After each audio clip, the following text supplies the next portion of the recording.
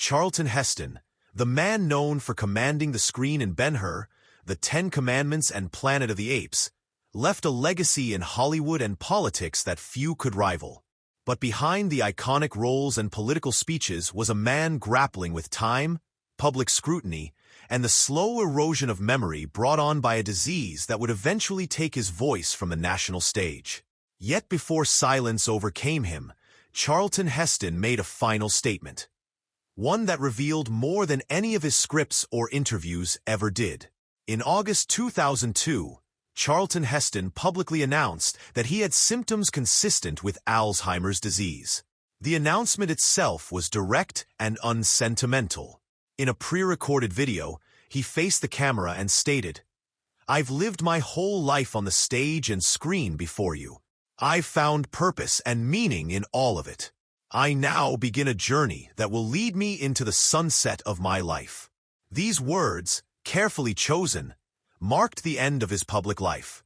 What many did not know is what he said off camera, in private, to those closest to him, in the final years of his life. Heston, once known for his thunderous voice and fierce delivery, faced increasing isolation as Alzheimer's progressed. Friends and colleagues reported that in rare lucid moments, he expressed deep thoughts about legacy, freedom, and truth. According to those closest to him, one of the final statements he made before his health completely declined was not about acting, not about fame, and not about politics, but about permanence and erosion. He reportedly told his son, "Fame is loud but forgettable. Character is quiet but permanent." This statement, said quietly in the privacy of his home, was never meant for the public. It wasn't recorded for an audience or crafted for headlines. It was said at a moment when his own memory was fading, when recognition was fleeting, and when legacy was the only thing left intact. Throughout his final months, Heston rarely spoke. But when he did, those around him noted that he returned to thoughts of integrity and responsibility.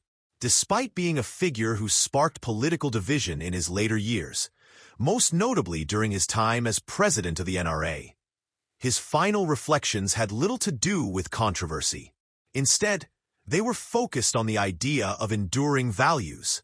Those who were present in his final days recalled that he asked for old film reels of his movies to be played, not out of vanity, but as a way to orient himself. He watched scenes from Ben-Hur in silence. He did not speak of awards. He did not speak of political victories or cultural battles.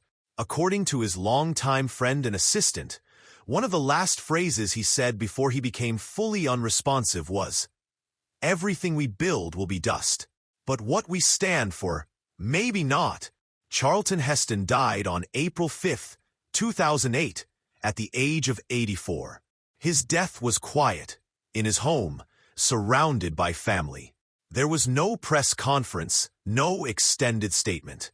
The man who had once stood on stages around the world and addressed millions had faded into silence. But the words he left behind, spoken in the privacy of a fading mind, capture the paradox of a man who lived both as a cinematic icon and a political firebrand. "You won't believe what he said before he died" is not just a phrase meant to provoke. It's a doorway into understanding who Charlton Heston truly was when the spotlight faded, when the makeup was off, and when the scripts were gone.